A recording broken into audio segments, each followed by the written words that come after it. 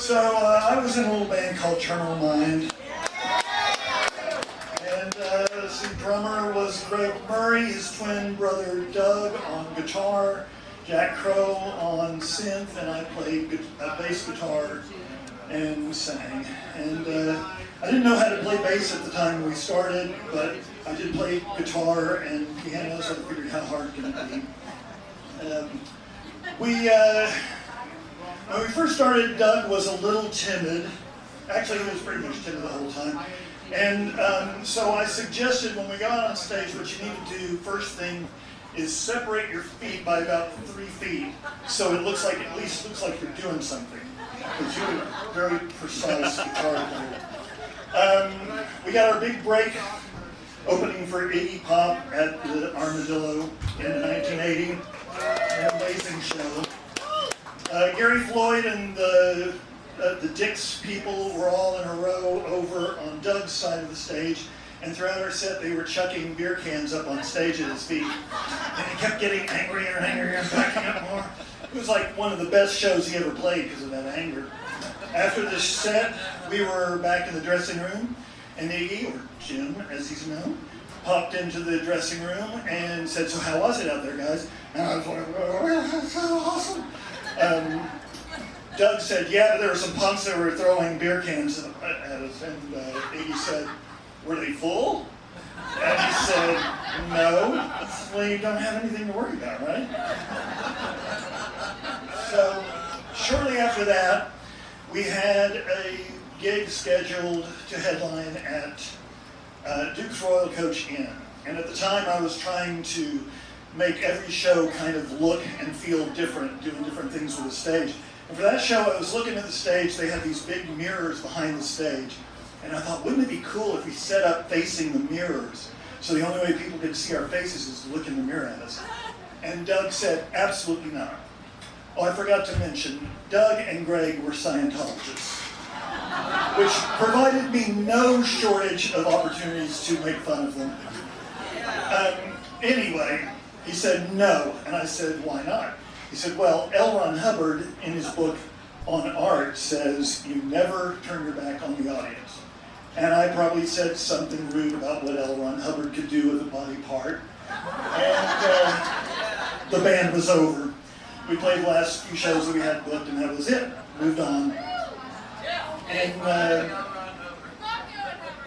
yeah. Hi, Mom.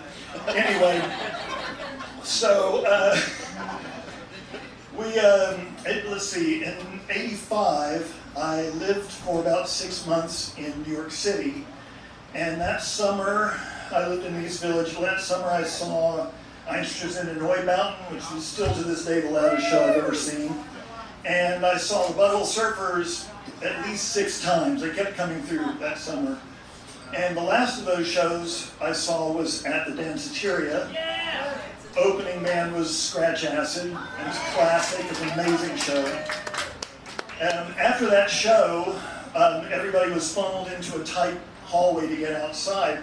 And I found myself face to face with Gibby, who I had never met. And Gibby said, "What are you doing here?" And I didn't even know he knew who I was. He said, "No, dude, I saw Terminal Mind rehearsing once while I was tripping on acid, and that's what made me want to be in a band." And I said, "Well, I've got to return the compliment. You guys are totally inspiring me right now." So I moved back to Austin and formed the band that would become Miracle Room at that point. Huh? You got a minute if you want to. Okay, so one more story about Terminal Mind. We were scheduled to play 2 shows, Friday and Saturday night, headlining at the Continental Club. And they allowed us to pick whoever we wanted to be the opening act. And we picked a band that I had gotten a press packet from. A mutual friend knew this band in Portland, Maine called the Dons. And the Dons were pretty weird. Their package had a cassette tape that sounded like you couldn't tell what the songs were. Had a clipping that was the Dons played at this bar on this night. Didn't say anything about them. no pictures. I said, let's get them to open for us. So they drove 40 hours straight to Austin just to do the 2 shows. The guy that was manager and owner of the Continental Club at the time hated them. I thought they were great. They reminded me a lot of a very humorous Susie and the Banshees. Had that kind of drum thing, and did a song called "The Pope Goes to Poland."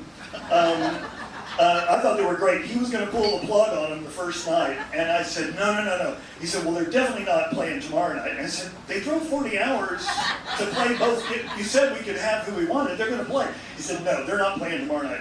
And I said, well, if they're not playing, we're not playing. She said, it's fine. And while we were standing there, Phil Lanahan, who was the manager of the Huns, and Larry Sluggo, overheard the conversation, and by the time our set was over that night, they had gone to Larry's place. Yeah, you can stop. Okay, 30 seconds. They had gone to Larry's place, printed up posters with a map of how to get from the Continental Club to the Vault, which was the first storage place above half-price books on Lavaca, and we played the next night there. I have Terminal 9 swag if you want to buy something.